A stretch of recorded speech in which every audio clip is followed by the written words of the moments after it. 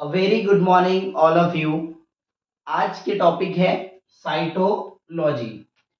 Previous video में हमने histopathology के बारे में देखा, जिसमें receiving of sample in histopathology की ऑल डिटेल्स जो है वो हमने प्रीवियस वीडियो में देखी थी। आज के वीडियो में हम साइटोलॉजी इसके बारे में पढ़ेंगे। इसमें हम जो है अभी रिसीविंग ऑफ सैंपल ही पढ़ेंगे। पैथोलॉजी, बायोकेमिस्ट्री, माइक्रोबायोलॉजी और अदर डिपार्टमेंट्स में हम सैंपल कैसे कलेक्ट करते हैं, पहले इसी पर जो है पूरे वीडियोस रहेंगे। ठीक है, तो आज का जो वीडियो है वो साइटोलॉजी है। साइटोलॉजी की डेफिनेशन ये है कि इसमें जो है इसके नेम में ही मेंशन है, साइटो मीन्स सेल और लॉजी मतलब स्टडी। ओके, तो इसमें जो है structure and functions of the cells, इसका जो है हम स्टडी करेंगे, जिसमें जो है हम जो सेल्स जो है ये नॉर्मल स्टडी में जो है हम नॉर्मल सेल्स का करेंगे, लेकिन जो साइटोलॉजी है जिसको हम और लैंग्वेज में जो है सेल बायोलॉजी और सेल साइटोपैथोलॉजी साइटोपैथोलॉजी ये कहते हैं, जिसमें जो है हम एबनॉर्मल सेल्स के बारे में जो है वो स्टडी करेंगे।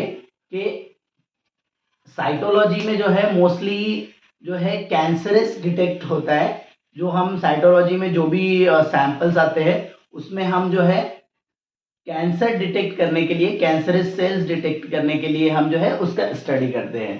तो साइटोलॉजी में हम सैंपल रिसीविंग कैसे करेंगे? तो प्रीवियस वीडियो में जैसे हमने हिस्टोपैथोलॉजी में सैंपल रिसीव किया, बेसिक डिटेल्स है, तो साइटोलॉजी में भी जो है सेम ऐसे ही रहेगा कि हम उसमें जो है रिक्विजिशन फॉर्म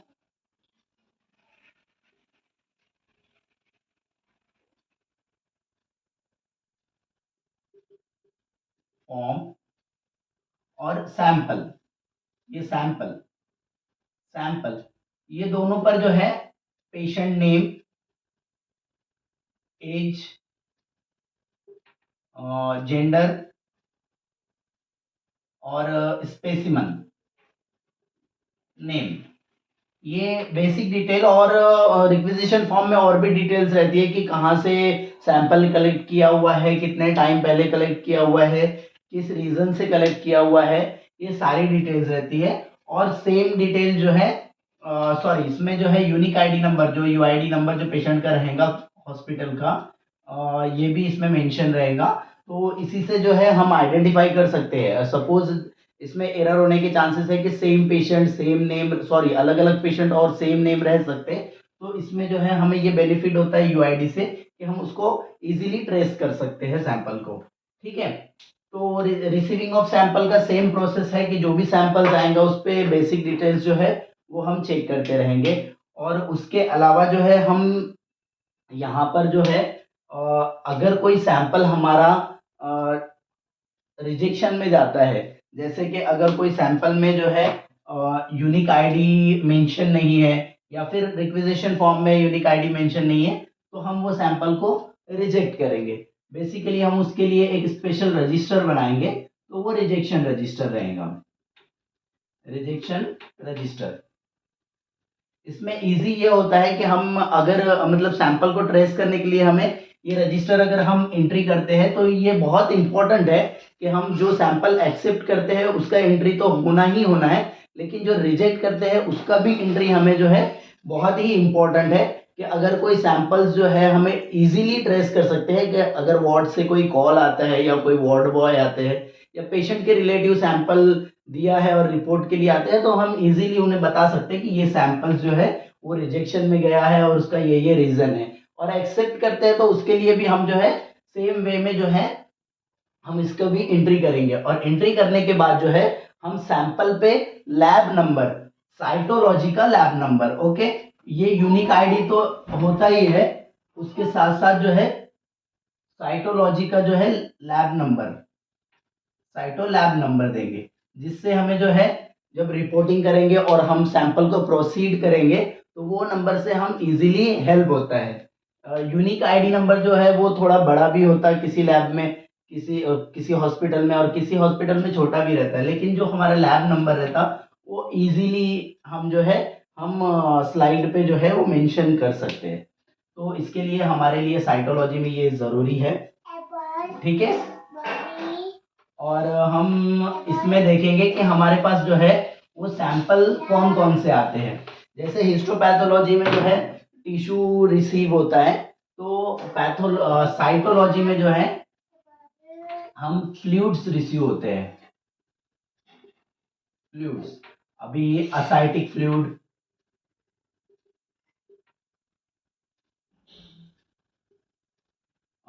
CSF,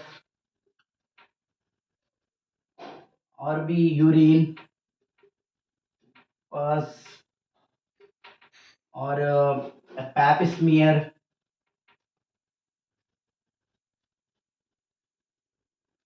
FNAC, ये सारे और भी सैंपल है एक्सेट्रा।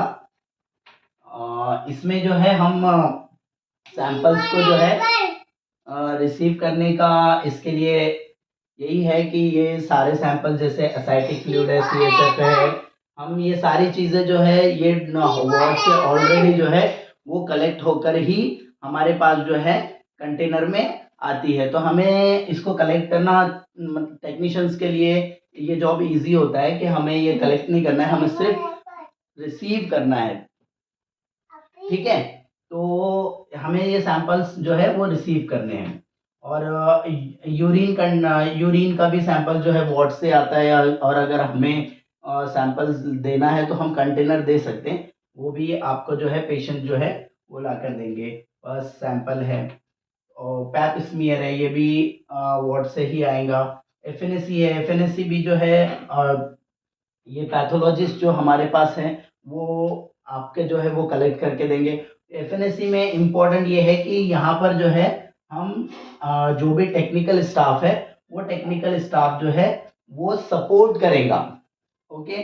जैसे कि हम सैंपल कलेक्ट करते टाइम पे जो है वहाँ पर जो है स्लाइड पे हम नंबर डालेंगे, और स्लाइड पे जब सैंपल लेंगे तो उसको फिक्सेटिव में हम सैंपल डालेंगे, उसको ड्राई करेंगे, और हम वो सैंपल जो है वो लैब तक लेकर आएंगे आगे के प्रोसीड के लिए, ठीक है।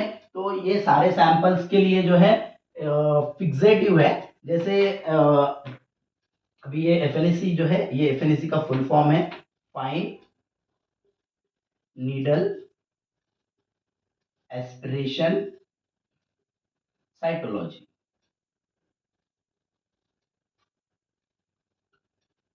ठीक है।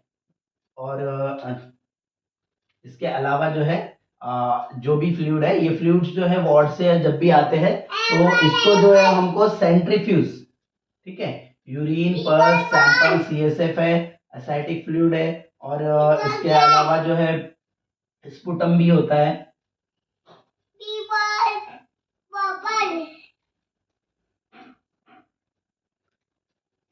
ठीक है। जो फ्लूइड्स है इन सबको जो है हमें सेंट्रीफ्यूज करना है, और उसका जो सेडिमेंट होता है वो हमें स्लाइड पे ड्रॉप डाल के उसको स्प्रेड करके हमें 70 to 80% अल्कोहल में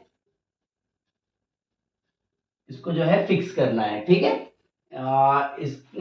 ये जो सैंपल्स जो है फिक्स करने के बाद साइटोलॉजी में जो है स्पिन साइटोलॉजी जो है एक सेंट्रीफ्यूज भी होता है स्पेशल, जिसमें जो है सैंपल्स को हम एक टेस्ट ट्यूब में डाल के उसको जो है हम रोटेट करेंगे, तो वो सैंपल्स जो है और स्लाइड उसी में डाल के रखेंगे, तो वो स्लाइड पे जो है वो सैंपल्स जो है वो सेंट्रीफ्यूज होके उसका सेडिमेंट जो है वो स्प्रेड हो जाता है, तो वो ऑटोमेशन में आती है।